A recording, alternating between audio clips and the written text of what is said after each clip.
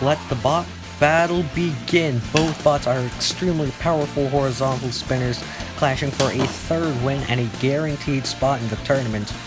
It seems like Gigabyte has the design advantage here, as it is seems to be getting the better of these exchanges, but only just slightly, if at all.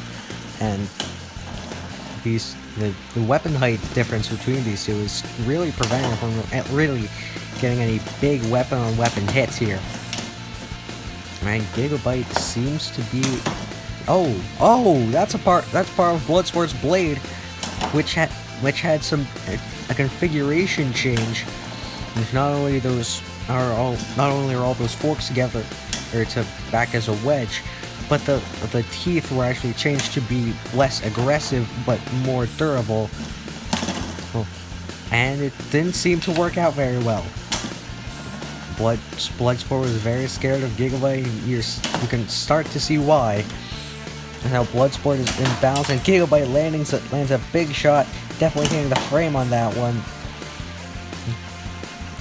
Bloodsport starts getting out of control a little bit, but able to get around it. But there's a massive hit from Gigabyte. Both bots ending up in obs cores, and another huge hit from Gigabyte. And again, Gigabyte starting to land some serious hits here. Or hitting Bloodsport where it's more vulnerable, and I think that bar of Bloodsport looked a bit bent to me. And there's the other underside of that blade, and now Bloodsport's weapon is fully balanced.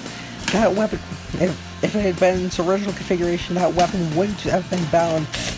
It would have taken such a long time to get balanced again. What a genius move by Bloodsport. Their weapon is still working spinning at full speed, but now it's not going to spin anymore as Gigabyte rips off an entire third of the bar. Oh, and there goes the entire wedge. Bloodsport with a bit of a driving error there. And now this fight is completely in Gigabyte's hands. And Bloodsport is a very tough robot, but so is Gigabyte. I think at this point it's going to go to the judges. Now Gigabyte pushes Bloodsport and screws and rips off the other end of that bar. There is no red on Bloodsport anymore. Oh, and a massive hit from Gigabyte sending Bloodsport spinning. Oh my goodness, this is very grim very grim situation for Bloodsport as they go spinning again. Oh, and another massive hit. Gigabyte seems to be heading for a confident 3-1 record. Bloodsport's future will be... Bloodsport may be in the bubble at a 2-2, and with only a few spots. But this one is going to a judge's decision. What a fight. This fight was pretty much all Gigabyte, only a few good moments from Bloodsport, and it really started for Gigabyte when they damaged that bar. Despite Bloodsport's weapon getting back into the fight, it was quickly disabled entirely by Gigabyte, and quickly once Bloodsport turned that wedge, Gigabyte ripped that off too. Gigabyte completely dominated this fight, doing further damage to the weapon and landing further massive hits. It's until the very end of the fight, which did go to the judges, but I think we all know who's going to win this one. Your winner by an 11-4 judge decision is... Gigabyte!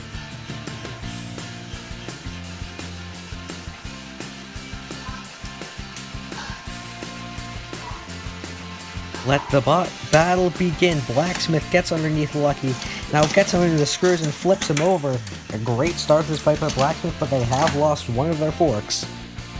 Now Blacksmith is still in control. They are the lower butt, it would seem, and Lucky trying to take advantage of the vulnerability on Blacksmith's right side.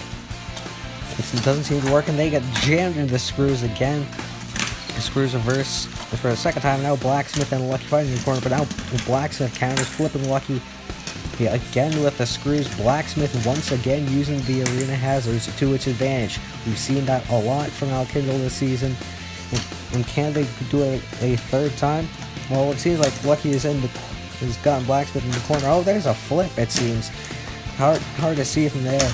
But oh, Lucky fires a flip around and jams himself in Blacksmith. And if can the two bots release? It appears they can, as both bots flip. Lucky tries to self-rights before Blacksmith and now has him up against the wall and out of the arena. What a comeback by Lucky, and they guarantee their place in the tournament with a 3-1 record. At the start of this fight, Blacksmith was in complete control, throwing Lucky into the screws several times. But once Lucky got Blacksmith in that corner and landed that first flip, it was pretty much all but over. The two bots got stuck, but Lucky separated them and self-righted first, getting underneath Blacksmith a few more times and then throwing them out of the arena for a third victory.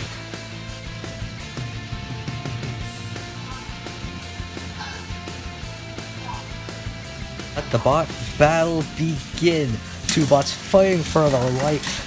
If another loss here will send them home, and Copperhead is already on top. He threw Endgame into the screws. And there's another great shot. And now, oh geez, Copperhead slams Endgame into the wall. That self-righter looks badly damaged, and this fight could be over at any second. Copperhead is just has an incredibly powerful weapon. And the Endgame is still alive. As both now, Endgame, the Copperhead's upside down, and Endgame lands a shot. It seems like, oh yes, Copperhead is split in half. Copperhead's reliability has cost him 2 fights this season, and with a third loss to Whiplash, his season will go down in flames, while Endgame still has a chance to make the tournament. Start of this fight, Copperhead was dominant and was doing incredible damage, and she was able to nearly destroy the entire left side of Endgame, but that hit flipped Copperhead, and Endgame took advantage of Copperhead's durability issues and split them in half to barely make the win.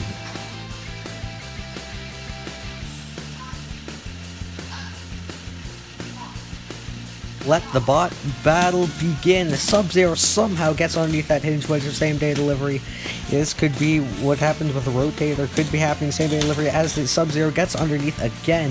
Same-day delivery just can't get underneath, and they are paying the price for that as they get launched out of the arena. Sub-Zero's new design proves to be an incredible benefit, and they will take their third win and lock their place within the tournament. Same-day delivery just couldn't get underneath Sub-Zero. Sub-Zero got underneath that front wedge and just flipped them again and again until they took them out of the arena.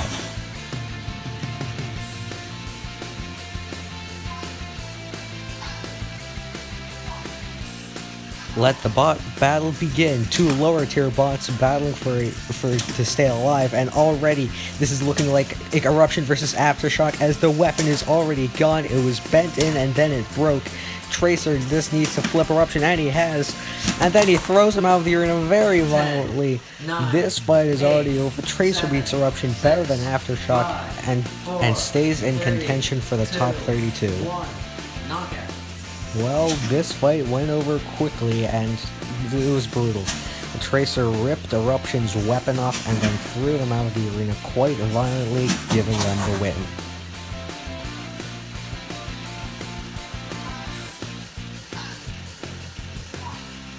Let the main event begin. The two of the most powerful spinners in this competition. Oh, and already a tooth has come off, and a wedge from Unnecessary Violence. You can see why they box rushed him. Despite their incredible power, they are terrified of Nemesis, and already Nemesis has pacified one of the most violent bots in the competition. Oh my goodness, another big hit sends both bots spinning, and another big hit. That weapon, oh, and there goes the other wedge of Unnecessary Violence, and there goes a piece of that frame. Unnecessary Violence is crippled here in the first minute, if it's even been that long, and they are just slowly dying as Nemesis is ripping them apart. They're now, it seems now dead, and there goes a wheel. Oh my goodness, Nemesis, the channel mascot, so powerful, delivers one last brutal shot, and they will advance to 4-0, an undefeated record. Nemesis is getting a top 5 seed. What a victory. One hit that spinner of UV just was rendered pretty much a non-factor, and Nemesis just kept ripping them to shreds after that.